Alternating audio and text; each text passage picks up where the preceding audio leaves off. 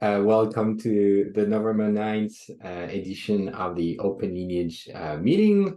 As you know, this is recorded. This goes on the YouTube channel for people who've missed the meeting and want to catch up on what has been discussed. And the notes will also go on the wiki. As is tradition, we always start with a quick round of introductions. So I'll go from left to right, top to bottom on my screen. And the first person on my screen is Michael. Hi, everyone. OpenLineage Community Manager here. I'm here to take notes today and talk about recent releases. Hello, I'm Julian. I'm the lead for the OpenLineage project. Today, I'll do a pass at what we have in progress. There's several conversation documents, proposals that are in progress. If you want to be part of the conversation, we go over them. And I'll also go over the registry proposal that I turn into a more official proposal. So we'll get in the final steps of approving it to actually implement it. And next on my screen is Harel. Hello, I'm Harel. I work at Astronomer as engineering director, building observability stuff. It's great to be here. Maciej. Hello, I'm a software engineer at Getting Data, an OpenLineage committer, and today I'm just listening, discussing. Shiri. I am Shiri Cabral. I'm a product manager here at Calibra. And in my spare time, my copious free time, I'm an OpenLineage groupie, I think. I think I should just, come out clean with that. And then I mean, I don't follow the band everywhere, but no, I promote OpenLineage both inside and outside Calibra. Thank you. Jens. Thanks, Julian. Yeah, hey, I'm Jens. I'm engineering manager at Google Cloud. My team is building the Lineage capability for Dataplex and also for BigQuery. And we recently published an OpenLineage interface and certainly want to continue improving and also contributing back to the community. Pavel. Hello, I'm Pavel. I'm software engineer. I'm contributor of OpenLineage Marquez, and today I would like to present the recent changes in Spark integration. Harsh. Thank you. Hey, I'm an engineer at Upgrade, fintech firm. Here to talk about few issues. Yesterday we were presenting it in company-wide and few questions popped up. So yeah, I will try to prompt those questions here at the end. Great. Yeah, we have a discussion section, so I'll add a note that we talk about your items. That makes sense. Thank you. Peter. Hi everyone. I'm Peter. I'm engineer at Apple. We are using OpenLineage for Flink. Yeah, thank you very much. I would like to contribute more in the future. Yeah. Next is Azim. Hello, this is Azim. I'm an engineer at Dell. I wanted to start leveraging OpenLineage for my data observability use cases. So just here to learn and then understand and implement. Thank you. Welcome. Thank you. Eric. Hello, everyone. I work at Atlan in our engineering partnerships. Very glad to be here to continue to support the community and glad to see the ever-increasing traction by the framework. It's pretty exciting. Thank you. And last but not the least, Shubham. Shubham. Hi, my name is Shubham. I work for Tredence as an associate manager.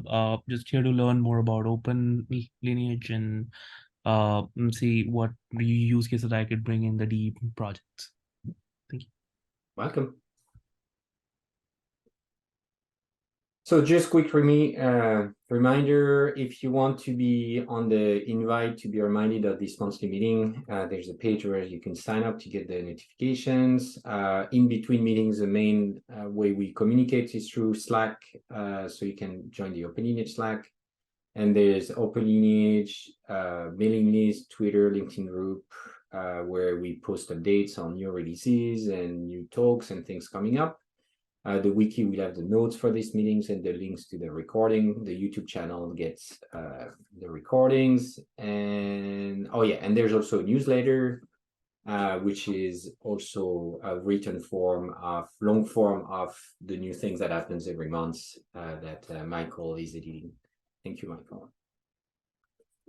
On the agenda today, I have a few announcements, and then Michael will go over the new releases that recently happened. Peter will talk about improvements on the Flink integration.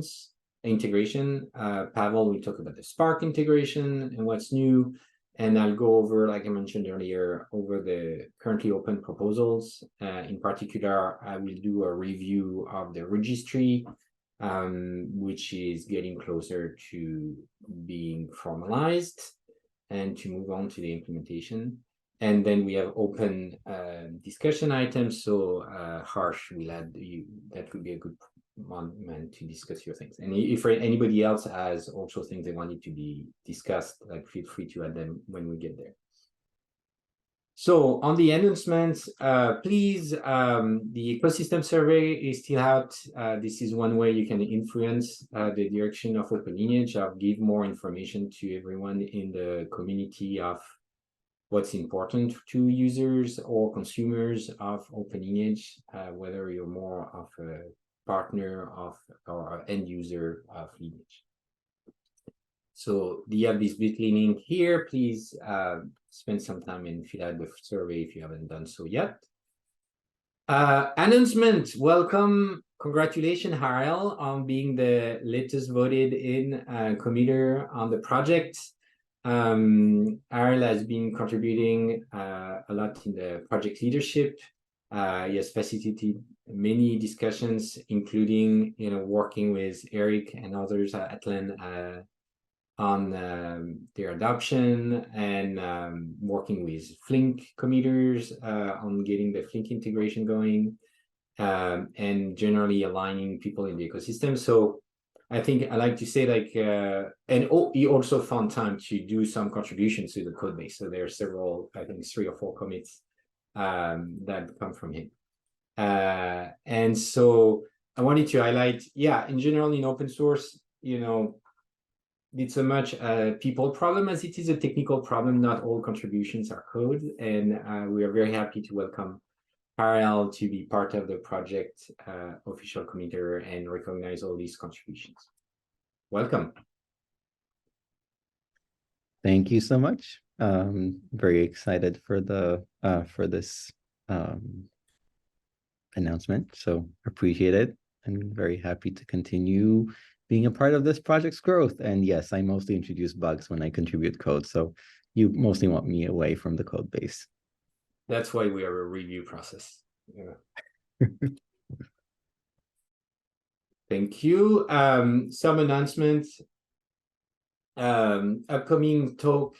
So Pavel is going to be presenting at the Data Science Summit in Warsaw online in end of November. We forgot. I'm actually also going to be presenting next week at the Scale by the Bay conference in Oakland. We forgot that. That's fine. We have an upcoming meetup in Warsaw hosted by Google. Thank you, Jens, for organizing. And there's going to be a packed agenda. Mary Idamkina is going to talk about OpenLineage in Dataplex, the Google implementation. Pavel is going to talk about what's new in the Spark integration.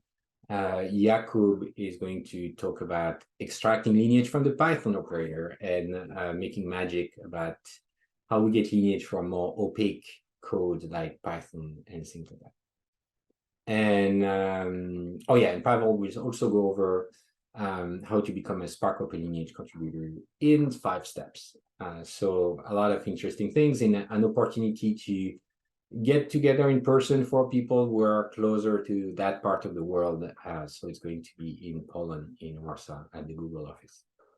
You can sign up on the blog. There's a post about this meetup and you can join there.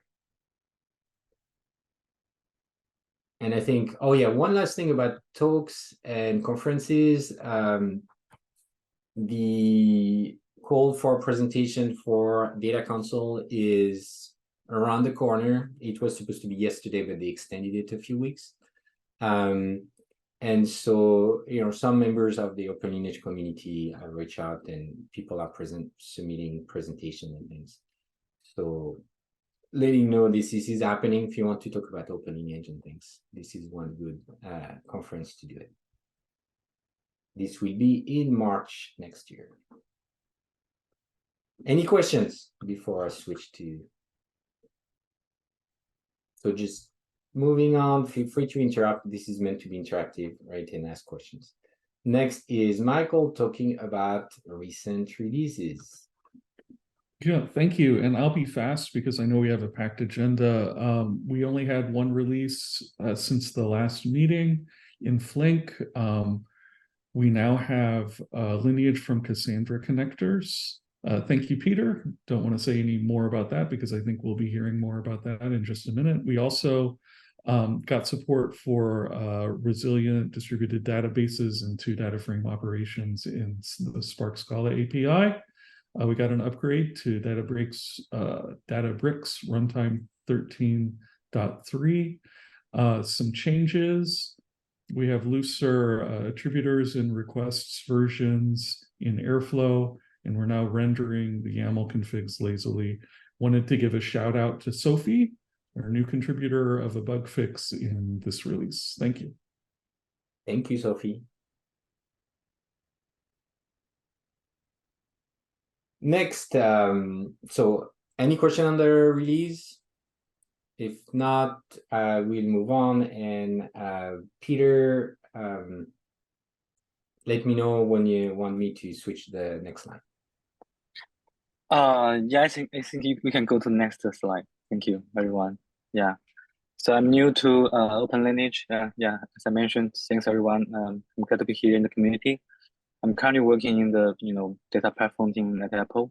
So our team mainly working on the Flink, provide Flink as a streaming analytics solution for internally. So I'm personally working on the lineage side for the Flink upcoming quarters. So my current priority is first meet the internal requirements. That's why have some improvements on existing the Iceberg. We read from Kafka right to Iceberg. So simple improvements to expand the more Iceberg source and sync integration there. And do also see some users need to use Cassandra. That's why we add that integration also. Currently, as you know, that Apple has a very sensitive open source contribution review process. So currently the project is under review. I'm not able to contribute more at current stage. I'm looking for in coming weeks that can be approved, so we can put more effort on this side. So we do have some planned improvements. One is we want to add a pluggable run facet, or similar to Spark, so that we can add more platform level information in there, so that we can get metadata improved. And also, for example, we want to add more catalog information, like what's the catalog name, what's the Hive HMS URL to the Iceberg source and sync. This can be done in the same links facet. So it currently haven't been implemented yet. So we definitely want to add that improvement. As you note, also Flink recently released 1.18. We want to support 1.18 in different version because Flink introduced different API versions. We need to split it out for future support. I think that's the kind of thing about this. Yeah, that's all from my side. Thank you. Any question for Peter?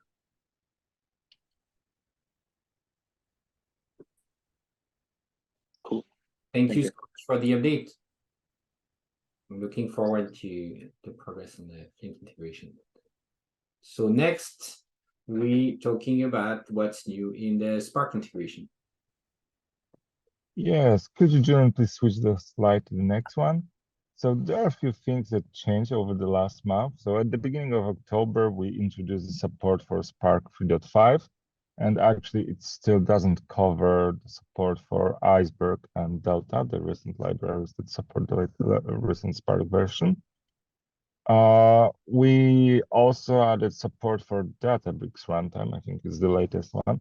So the colleagues at Databricks do such thing that they mix different Spark libraries. So a single runtime that runs on Spark 3.4 may have a Catalyst version from Spark 3.5. There are some tiny inconsistencies and mismatches between the vanilla Spark and the Spark you run on Databricks.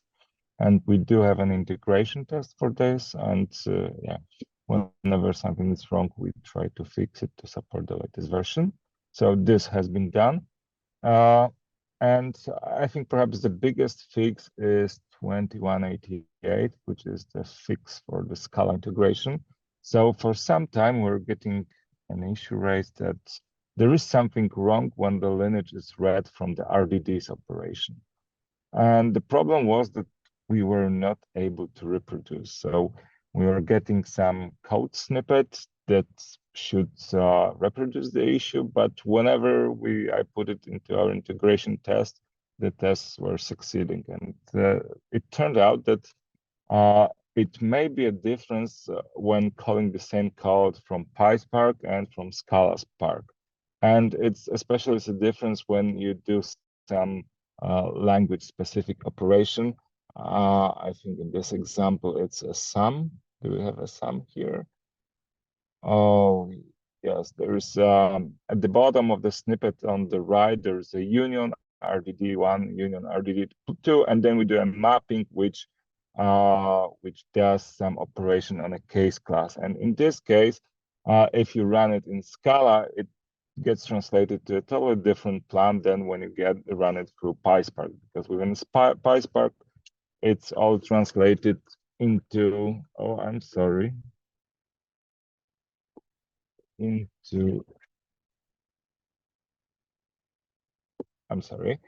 so for PySpark, it's translated into Spark SQL, and yeah, we couldn't reproduce it. And for Scala, it's more like RTD stuff. So with this integration test, we could, at the beginning, see the failure and then prepare a fix for this. And we also introduced this test to our package of integration tests, which means if there is something wrong on the Scala side, and next time we can reproduce and fix it. So this was it's a big issue for me because we're chasing it for a long time, and finally we found the root cause. And once the root cause is, when you can reproduce the things, it's always easier to fix it. The last thing was the upgrade of the Jackson library, so the 2233. It got merged on Tuesday night, and it's still not released. So our OpenLineage Java library contained a pretty old Jackson library that was vulnerable to some vulnerability. I don't remember the number. And we upgraded it. This was pretty big because it required upgrading Gradle, and we needed to upgrade Gradle for both Spark project and Flink project also. Yeah, but hopefully you shouldn't feel any difference related to this, except for the security scans that will be green. Julian, could you move to the next slide? And so that's what has been added recently. And we also, Julian, could you switch the slide? Oh, you did. I did. Do you see it? Yeah, you did. I do have a different screen. Yes, it's okay. So what we're planning to do, we're planning to support latest Iceberg and Delta libraries for Spark 3.5. And I know Maciej is going to start working on parent run or Spark application event, wherever you call it, but it's something that many people were expecting and and wishing to have it completed. And we're also planning to, I'm planning to prepare a session how to become Spark OpenLineage contributor in 5 steps. So if you do have some Spark feature that you would like to get delivered, the best thing is to become the contributor and code it on your own. That's, I would say, the best and the fastest thing to have the new feature accomplished. Yeah. Thank you, everyone.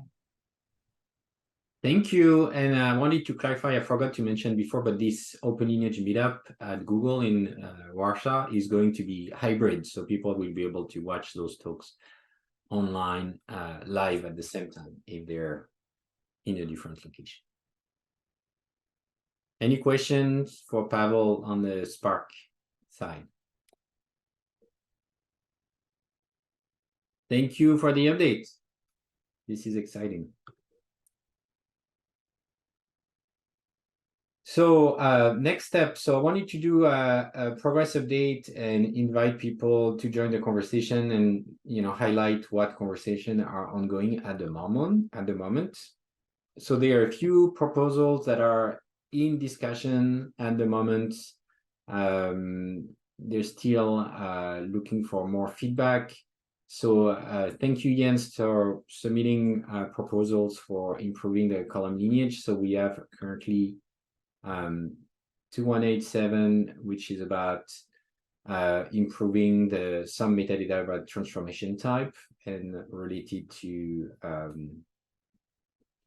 often privacy compliance use cases. So if you care about those, you are encouraged to comment on this. I think there's some exchange in particular between Jens and Pavel on the proposal. And the second one is also related to this in like improving the column lineage facet and making some improvements. So there's also some exchange this. So if you want to contribute to that conversation, now is the time. Another one that's at the beginning, I studied the document, which is really oh yeah, I put this twist, sorry. Defining an integration certification process. So this is really early. And I think that will be a follow-up on the registry proposal we've been talking about. So right now there's a Google Doc so that, I think people like Shiri or Eric or Jens, you've all been asking for something along those lines. And so you are very welcome to contribute to this. I think thank you very much, Jens, for providing some use cases.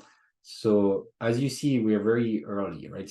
So there are two big areas. One, validation certification for producers and for consumers and making this work better. And I'm assuming we build that on top of the registry as well, right? I can use the registry as a way to know what things have been done. So right now we're still collecting use cases, what exactly we want out of this. And so, this document is open to comments to anyone. So you can also use the suggesting mode, even if you don't have write access to add to the document. So please feel free to do that if you have opinions and add to the document, and then make sure to accept the contribution tools. Or if you care enough, you want to be an editor, I'm happy to make you an editor on this doc as well. So this is this. And the other thing that we started is a proposal to add dataset support in Spark logical nodes. So the general idea is to have an optional API we could add to those nodes so that we can push more of the dataset identification to the implementation itself. So the idea is, I think we are going to do a prototype of this soon, so that we can start like seeing,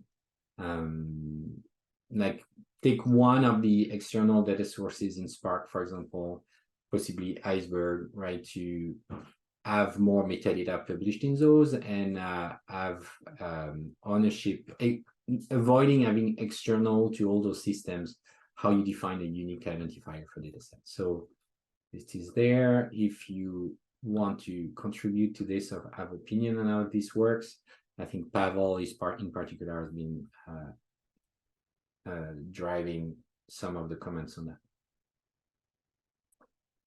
And the last one, so this one for the registry proposal review. So we have been discussing on the Google Doc for a bit, and there were two main proposals that were ongoing. So I have turned that into an official proposal on OpenLineage and created, so as part of that, created a markdown file. So let me view it in actual markdown.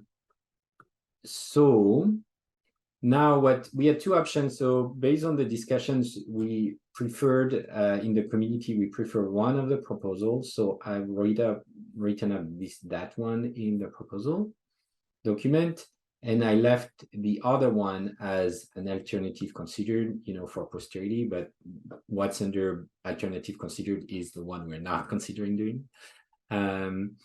This is what we're proposing. So what I'm planning to do right now is to go over this one. And I think this is getting to a point where, of course, you know, this is in a pull request. So the point is you are welcome to comment. And I think there's probably some details that need clarification. But we're getting to the point where, you know, we are running out the details, but I think there's alignment on the overall idea of the registry. So the goal is to allow third parties to register the implementation or custom extension to make them easy to discover. And this second goal is to shorten the producer and schema URL that identify those things in the OpenLineage events, and making things a little less verbose thanks to the registry. So in the concept, needing a registry on the producer side, the producer would be able to register their custom facet prefix, as well as their facet schemas, right? As well as the producer URI, and keep track of what facet they actually produce, right? Declare what a producer actually produces. So you would have a source of truth of what producers do support from the OpenLineage spec if they don't support all of it. And link to their own documentation and so on. And okay, I have. Oh yeah, okay. So this is, sorry, I messed up this is confusing. I messed up the layout here. So consumer is going to be to the line. I'll fix this.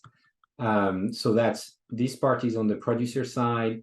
On the consumer side, you'll be able to point to your documentation and declare what facet you consume, and you understand, you know, what subset of the spec you implemented and you care about, and have some way to declare that. So the requirements we define for ourselves, and in that producers and consumers should be able to evolve their custom facets and declaration of what they're doing independently, and not have to ask permission, right? Like avoid as much as we can friction on independent party to own the part of the things they register, and delegate to them maintaining this information. Right, and other requirements trying to reduce producer and facet URL fields to make them shorter. And someone can be both a producer and a consumer. You don't need two different names if you do both. So this is what we're doing. So in the basically the name registration, like a participant in the registry will register a name. So the name will be their own, right? So it could be Dataplex, or it could be Calibra, or it could be Airflow, or it could be various or Atlan, various things like that. And then they would own this name, and they'd be able to use in a producer, instead of a long URL, you'd be able to use that name to say, oh, this is us producing this. For example, if for the Airflow custom facet, it would be produced by the Airflow project in this case. Same thing for the schema URI prefix. Instead of a long URL, you'll be able to define a shorter name saying that this is defined by from the Airflow namespace in here. From a CI perspective, this would be hosted in the OpenLineage repository in a registry subfolder, and so CI would validate. So you would not be able to make changes that would be invalid. CI will enforce that the registry is self-contained and is valid and consistent. Match that custom facets are defined in a way that is consistent with their register name. That it has all the required field, that we are linking everything, and we can validate those custom facets against the examples that are being provided. So we do already this for core facets. We have a set of examples, and we validate that the schema validated them correctly, and so this would be extended to this registry. We would also publish automatically the documentation in CI. So currently, all the OpenLineage core facets get published on the OpenLineage URL, right? So basically, when you define a JSON schema, it has an ID, which is the URL you can find it at, right? And you can find actually at this URL, this schema. So this will be extended to custom facets that are registered in the registry. And we would generate, so currently we have a manually maintained ecosystem page that lists all the things that exist. And now we could start building that from a programmatically generated documentation. We can generate documentation from the JSON schema. So if we look again at the schema, it has information about description of the fields and information, so we can generate documentation from that. And publish it automatically on the website. So this kind of tighten up all this definition. Right now, it's a little hard to know where the documentation for a custom facet is, and where how to find information about it. And so it's about tightening, making this whole process tighter and more clear and more declarative. Additional documentation. So we have discussed use cases. So that would be in OpenLineage documentation. You can start having pages around specific use cases, for example, privacy law or privacy regulation, banking regulation, data reliability, data quality, and there are sets of facet schemas that are specifically used for some use cases. For example, column lineage facets are typically for those use cases. You know, we have data quality metrics facet that are more for those use cases. And so this has been brought up in previous discussions, so we could start like grouping or tagging those custom facets for specific use cases. Now the registry itself. So the goal, based on discussion in the community, was to make a self-contained registry. That means it contains all producers, consumers, and their custom facets, and that's how, you know, you have a central place that automates publishing those schemas and publishing the documentation, and it's clear. So to make it easy to delegate maintenance for each name to people who will be owning them, right? So what we're proposing in the OpenLineage repo in the spec folder, which is already where all the core facet definitions are, we'll add a registry path. Under this registry path, there would be a folder named after this register name, right? So this could be, for people on the call, right, this could be Google Dataplex, or it could be Calibra, or it could be Atlan, or it could be the Airflow integration or Spark integration that define custom facets. There'd be a code owners file in there, so we can add the people who are reviewing and approving this, right? So basically it's kind of like committers from my name, right? Is this, and so that way we can delegate this. And if you made a new release of your product and you want to publish, what's new in the registry, what you're now certified against, you don't get blocked by a review process in there. Now, registry.json is the file under this path that will contain the metadata. And so basically, there's going to be a producer section, a consumer section. You can be both. I think there were discussions in the past, like Manta, for example, was interested in being both. Egeria is a project that is both a consumer and a producer of OpenLineage. So you put the metadata. So there's your root documentation URL and the list of facets you are producing. And as a consumer, same thing, you would have the root documentation URL to point to where is your documentation of people who care about what you're doing with those facets. And you also declare the consume facets. And then if, as a producer, you define custom facets, then you have a facet subfolder when you would put your custom facet schemas, and that's going to be very similar to what you find in the OpenLineage spec. So if I go back to the OpenLineage spec here, we have a facets folder, and you have all the JSON schema for the core facets. So this is general idea, right? So if we take example, I put examples here. So for example, for Airflow defines a custom facet. There will be code owners who are would be people maintaining this in the Airflow project. There'd be a registry file that would contain a producer information, point to the relevant documentation page on the Airflow website.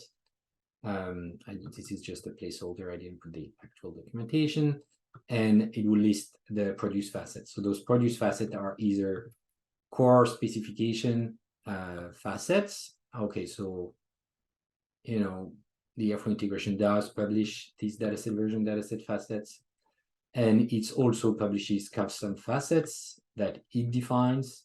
And in the facet path, you would have the Airflow run facet JSON. And currently this file is defined in the Airflow project. And so that would be a way to publish this information here. Here I was giving the example of a consumer.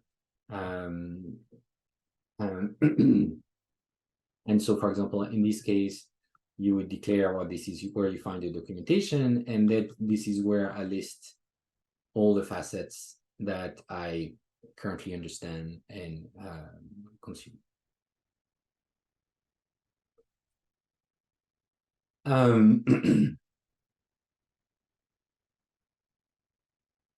Here we go. And so then, just like the current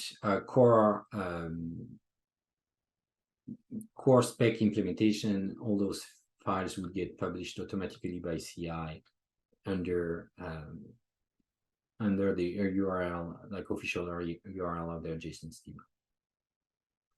And the way this works right now, your custom facet prefix, so it's already Airflow for this facet, but now it's declared formally somewhere. The producer URI, so what we are proposing is, instead of using a full URL for identifying the producer, now since there's a name that actually is defined, we replace the URI by a name that's defined in the OpenLineage namespace.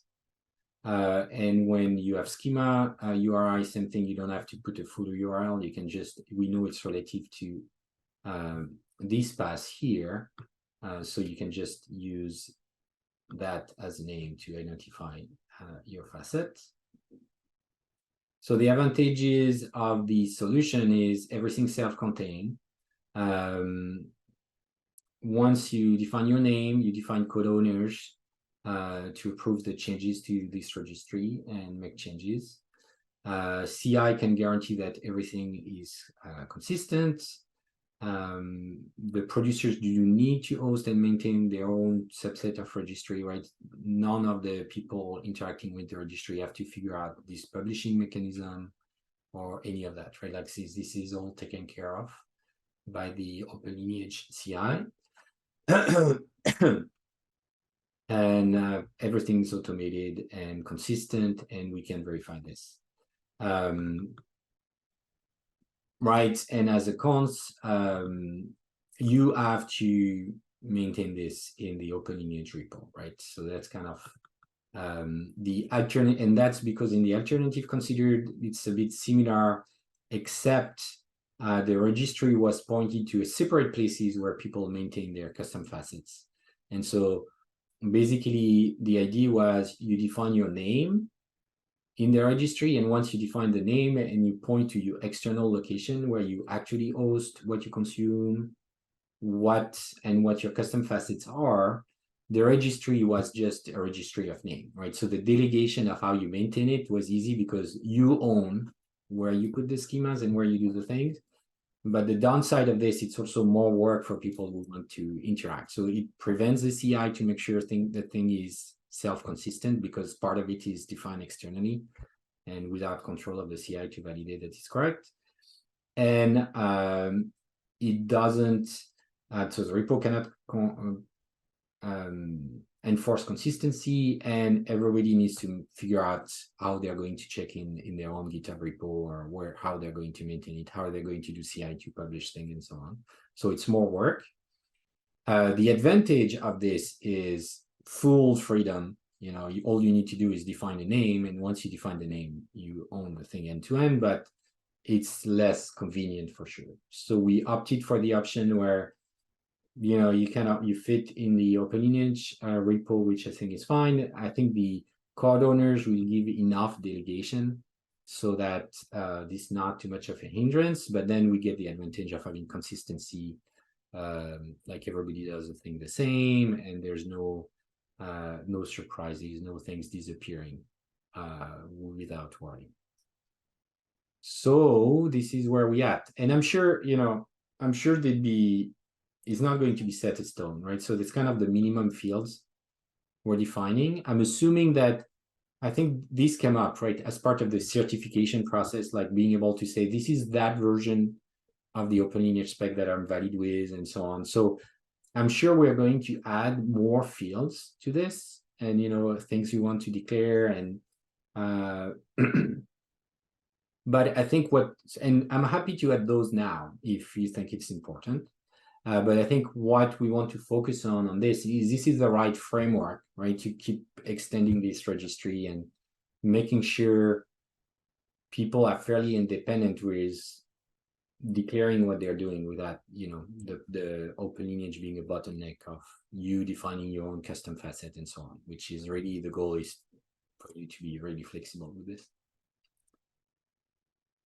That's it. That's the presentation for this. I have a question. We talked before about I think about like, what if the producer produces different facets for like you know, different kinds of things it support, like different operators in R4, different logical plans in Spark.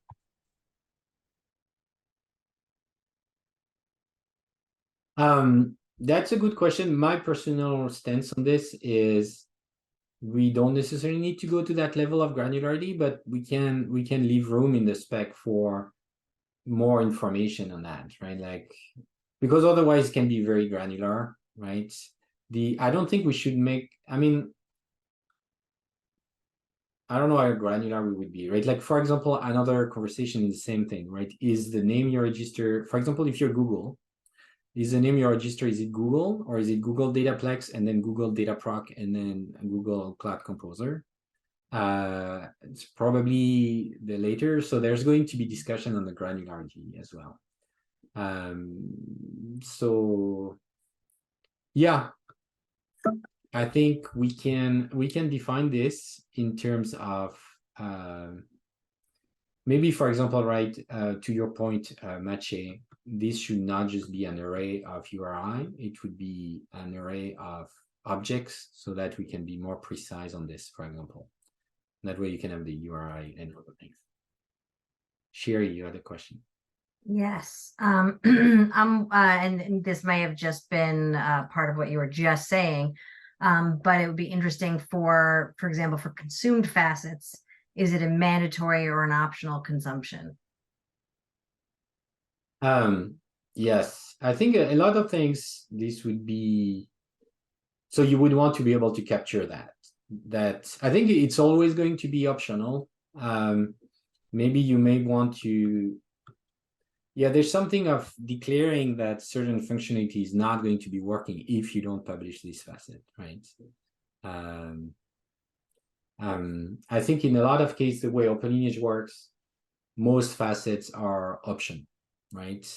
Most of things are optional because like the level of instrumentation is variable depending on each systems, right? And the difficulty of getting some information is also variable depending if people have opaque code versus something that's more like explicit like SQL. And so it's hard to make a facet mandatory, right? Right, because I'm just thinking now of the case of like if something is aborted, you might not get some of those facets. You wouldn't get like a data volume. So then my other question is this for custom facets only, or would you also be putting core facets in here as the definition as well as the produced and consumed? I think it would be interesting to, so right now the core facets are in spec/facets. I think it would be interesting to move them to spec/registry/core, for example. I think that would be nice, make everything consistent, everything works the same. I think it would be a good idea to do that. You notice here, I've done this. So it's kind of like here, I'm kind of implying there's a core name that's described. I think this is a great point. Right, and I like that you also put versioning in. I had put a comment in the document, just during this meeting about versioning. Yes. Yes, I think we should do that. And by the way, I would encourage you and Mache, your question before, like to please add it to the PR as well on the thing, so that we follow up after the meeting on those as well. Yeah, this is a great point. I think that'd be a very good idea. I'll add it to the proposal to just say the core facets are under core and they're defined here, right? Right, and is there I see that for the produced, I mean, were you thinking with the making it an object because you're kind of overloading the URI with like OL is OpenLineage and Airflow is kind of the type, and you've got Airflow run facet versus OL core version? Is that why you were thinking of doing objects? Because already there's like 4 different pieces of information. Yes. If I make it an array of strings, then there's no room to add fields for metadata on each of those. If we make an array of object with a field that is a URI here, then there's room for adding more metadata around it, right? So to what Mache was suggesting is this facet is only used by operator X like, for example, let's think. I think, yeah, so some operator, I think for example, in Airflow, in the BigQuery operator, there are some custom facets that are added only in the BigQuery operator, right? Like we had some metadata related to what BigQuery exposes in the API for a query. So that'd be useful information to add there.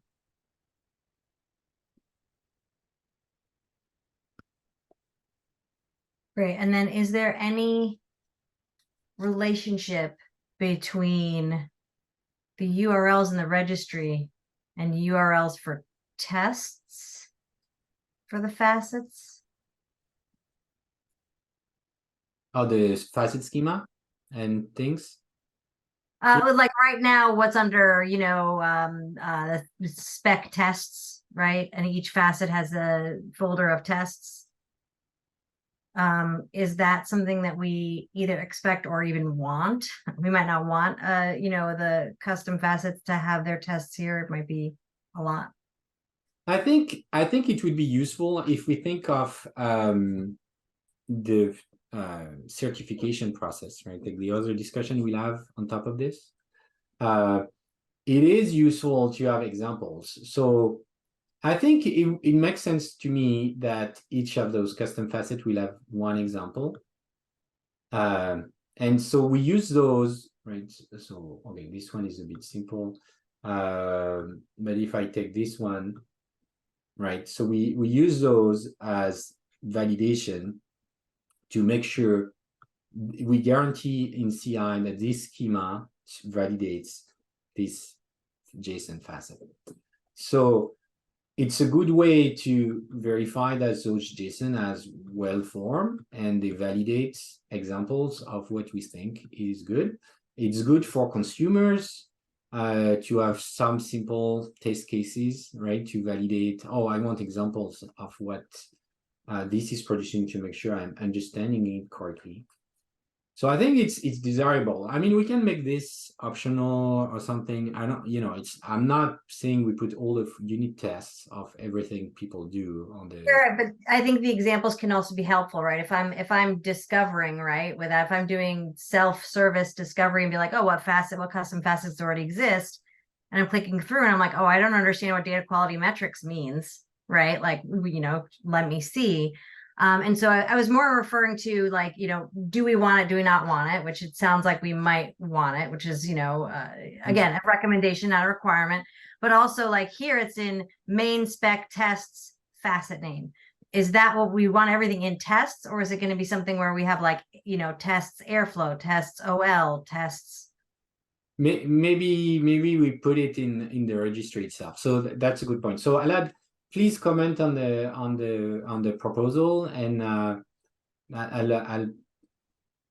I think to me it makes sense that it's inside that same registry, right? It's part of there, or yeah, I don't know. Yeah. Yeah, and no, it makes sense. You know, it makes sense to me. Okay. I'm suggesting that I'll add it to the PR. Thank you. Yeah, I'm taking some notes on the side as well. But this is recorded anyway, so we'll be able to get back to this conversation and make sure everything that's been raised has been addressed. Any other comments?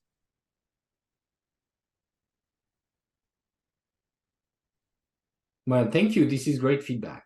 I think, and of course, you know, like this is not speak now or forever hold your peace, friendly. This is not getting merged tomorrow, so please feel free to go back or share with others you think would have feedback on this, and we can finalize this. But the goal is to get in this finalization, right? And we are like clarifying the details, adding the things, right, and doing the things. Okay, so on that, I want to leave some time for Harsh. You wanted to mention something, right? Yeah, I have 2 minutes, but yeah. So basically yesterday I was presenting company-wide lineage effort we did. What happened in Airflow lineage process, the way say particular job has been executed. Output data sets, lineage was fine, but the input data set, only one input data set was rendered. And why was it? What I was explaining to everyone, that because other data sets has not been executed through Airflow, or it has not, those tables were not created by Airflow. Therefore, you are not seeing those lineages here in this particular job flow. Then the suspicion was, if something has not been executed by Airflow service, that means we won't see that lineage here, right? And I was like, yeah, because it was this table input data set was not created by Airflow. Then everybody was like, what's an alternative? Like, because everybody wants to see the end-to-end lineage at the end. But that was not the case here. So I was like, maybe I am missing something here. So that was a question. Like, because those data sets I don't see in that data sources. That so not sure if I'm missing something or something is known here to the community. I think so. It's either there's a couple of options here, right? So like in terms of instrumenting the data transformation, there's definitely for full coverage, it's a constant work of adding more coverage and making sure we capture more things, right? So I think maybe so we're running out of time here, but Yeah. follow up on Slack, or if you want, we can also just reserve more time to make it like a full discussion item for the next meeting and putting ahead of in the list, like just reserve time for it. Sure. What I would do, I will send a screenshot on our Slack channel, and then maybe if you will have time, then we can reflect on it. Yeah, and then maybe actually I can present to everybody like what we did here at Upgrade. Yeah, that'd be great. Cool. I will drop off now, but thanks a lot. Thank you, Harsh, and sorry you didn't have much time to go into details, but let's follow up on Slack. Thank you all. Thank you so much for joining the meeting this month, and I'll see you next time, and we'll follow up in the issues and on Slack. Bye-bye. Thank you.